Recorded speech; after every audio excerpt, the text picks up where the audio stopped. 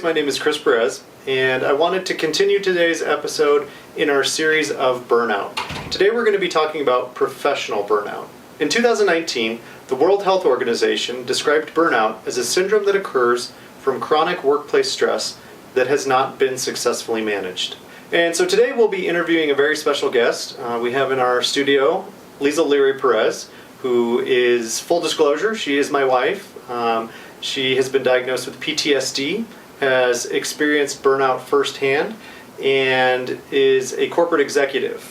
So Lisa, tell me about your burnout. Thinking about 2020, I realized that my burnout didn't start in 2020. I think a lot of people think that their burnout started because the pandemic, and then there was the social unrest, and then I think we skipped over murder hornets, but that was there too, adding anxiety. Then there was COVID and all of these various things that just caused a lot of stress. And don't get me wrong, that was really, really stressful. But for me, the origins of my stress and anxiety probably started way earlier. I was a single mom, as you know, when we met, for a long time. I was raising 2 kids by myself. My ex-husband had moved out of the state, so I was really by myself. And then I had a job that forced me to travel around the world. And so that can cause anxiety and stress because you're not eating properly. You don't get your normal routines. You add on top of that, I had a good solid 4 years of building a marketing organization, rebuilding a brand, doing just a lot of really heavy lifting to get a brand that I was proud of, but that, took a toll. And then the kicker, even before I started this new job in 2020, my boss died. And she was one of my best friends. Mm-hmm. She was someone that I really looked up to. She was a mentor. She was someone I, would catch up with regularly about the kids. And so a big part of my support network was just gone. So going into 2020, new industry, new job, I went from being an expert to a novice. And that was difficult. But then I was also in charge of all the communications for 60,000 employees. And there was a global pandemic going on. And it was months and months and months of work on the weekends, work until 10 o'clock at night. What was that like for you? From the place I'm at now, from my perspective now, I can look back on that and say you were probably, at least in some stage of burnout, probably been beyond that line where it's easy to recover with preventative measures. Yeah. When your boss passed away, that was just the straw that broke the camel's back. Yeah. And so for me, then to watch you and hope that this new job was going to be a recovery job, as you called it. Yeah. And to be thrust into no weekends off, working 12 hours a day. But the demands of the job are such, and my personality is such, that I couldn't just let it go either, right? I couldn't just let it fail. Yeah. And here I was thinking, okay, I'm just going to work a couple more hours and it'll be done and it'll be fine and everything will be better.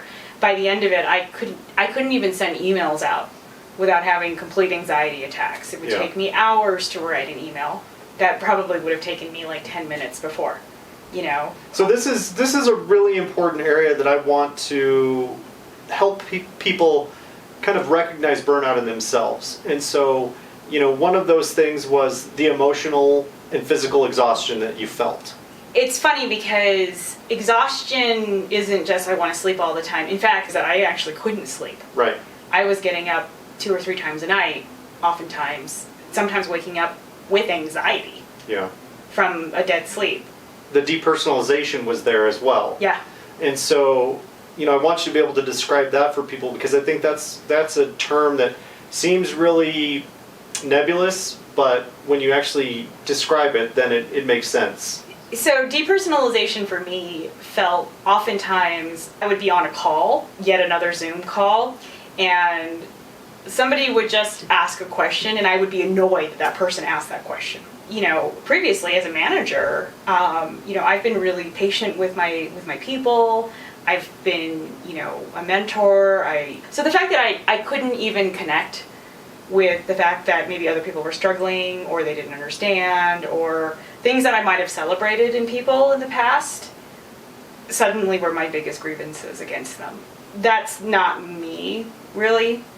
I really enjoy working with my colleagues. It's uncharacteristic of me to have that much anger towards my colleagues, and you and my kids, and that's what depersonalization feels like. You don't have the emotional resources to empathize with anyone. And that's a great way to sum it up. And so, the last component was that personal achievement piece, where it started to become that sense of, no matter what I do, it's not good enough. Absolutely. And I think for the most part, when you really love something and you're passionate about it, you're pulled into this flow and it doesn't really feel like work, right? But I think by the end of my tenure, at my last job, I really felt as though it doesn't really matter. I don't actually care. I got very cynical. It wasn't healthy. That's really problematic. Well, and knowing you well, that that's not you either. So no, that definitely is not me, and none of my colleagues would ever say that was me. But the anxiety got so overwhelming and the depression got so overwhelming that I was, I was crying at work every day in the middle of the day. And I grew up at a time where you don't cry at work. Looking through the lens of hindsight, that now I know so much more about burnout than I knew in 2019, I probably would have said something way earlier. But as I started looking more at burnout and anxiety, PTSD, depression, all of these things, do you remember what your actual driver was to reach out for help? For me, yeah, it was the Atlanta shootings happened. And there was a lot of anti-Asian hate. My two biological children, your stepchildren, go to Atlanta to visit their father every single year. Yeah. And I heard them start talking with the other kids about, well, which one of us looks too Asian to go out and still be safe? Yeah. So that was kind of crushing. And then I had a bad day at work. There was a disagreement about how we should approach a certain press strategy, so there was that. And that's when the Boulder shooting happened. Yeah. And I lived in Boulder for 13 years. When you and I met, I was living in Boulder. And so for me, this was a really traumatic experience watching this. It was very, when they say that PTSD and burnout are very similar, I completely agree with that. It's that same sense of panic. After that, it was just downhill. Yeah. That's when the emotions became overwhelming. I couldn't handle the PTSD the way I normally would handle the PTSD. I couldn't process it. Devastating. I literally couldn't open my email. I couldn't do anything. And that's when it really felt like, okay, I need to get some help, because this is more than just I'm depressed. This is more than I'm just tired. I literally am an emotional mess and wreck right now, and I don't want to keep feeling this way. And not only that, but I was also getting recruited without looking for any jobs. I was getting recruited from other companies at exactly the same time, and I was actually, I wanted to take these jobs, but I was afraid that I was going to carry this burnout into those new jobs, and I didn't want to do that. Yeah. Well, that's something that, we talked about. I brought that to you, that, it's very common for people, if they don't get into recovery from burnout, all of those feelings just transfer into the new job. Right. And so, that was a really important thing to address. Yeah. Which, of course, contributes to even more burnout, because you're not feeling successful in that job either.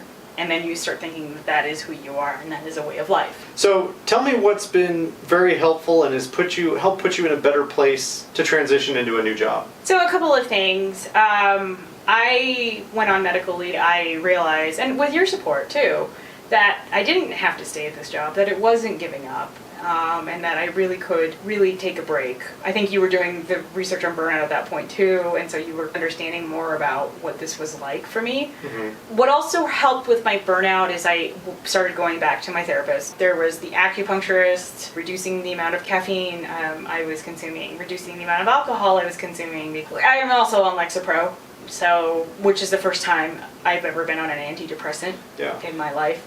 started the ketamine infusions. Mm-hmm. I mean, I think I could have probably done EMDR as well, but I only have about, 2 weeks between jobs. Mm-hmm. And so I kind of needed something a little bit faster than that.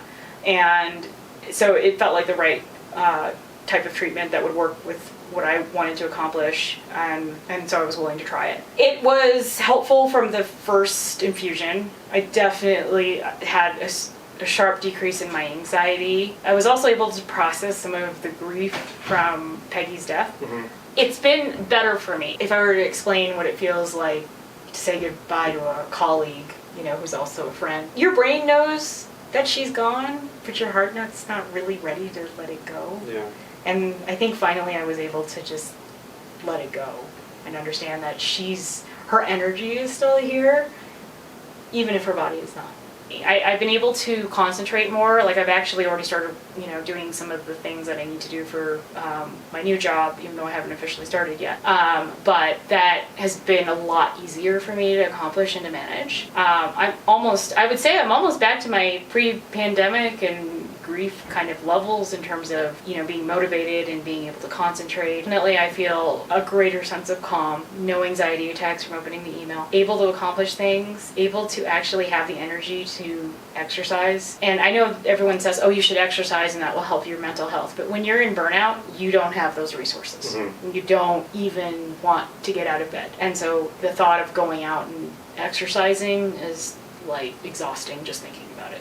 And as we always say, it doesn't look the exact same for every person, but there are very common threads in this experience. Those are some of the things that have been helpful, but I think the ketamine treatment was definitely helpful in just sort of boosting that healing process for me and really giving me a clean mental break between old job and that emotional state and the new job and a new emotional state which isn't full of anxiety and depression and burnout. Mm-hmm. And the way that we really like to view things, everything's additive. The acupuncture, the chiropractic, the change in diet, the mindset, the traditional medication, and then the ketamine just bring together this whole complete treatment that hopefully will allow you to start this new job, in a very short amount of time. And I don't usually make changes like that quickly, so but it had to happen. Yeah. And I think for anyone who is suffering from burnout or think they have burnout, make an appointment. It doesn't really, you're not committed to anything for life. I don't plan on taking antidepressants for life. I just plan on, trying to balance everything out. For me, for where I was at, it was just so extreme that I needed to do something that was equally extreme, I think, to really kickstart my brain to, you're going to make this change. Yeah. This chronic stress is causing inflammation in the brain and damage. And what the ketamine really does is it helps heal that in a rapid manner. And so it allows you to then go to the therapist and work through some of these issues. It helps you to get the energy to work on your mindset, your diet, your interactions with other people.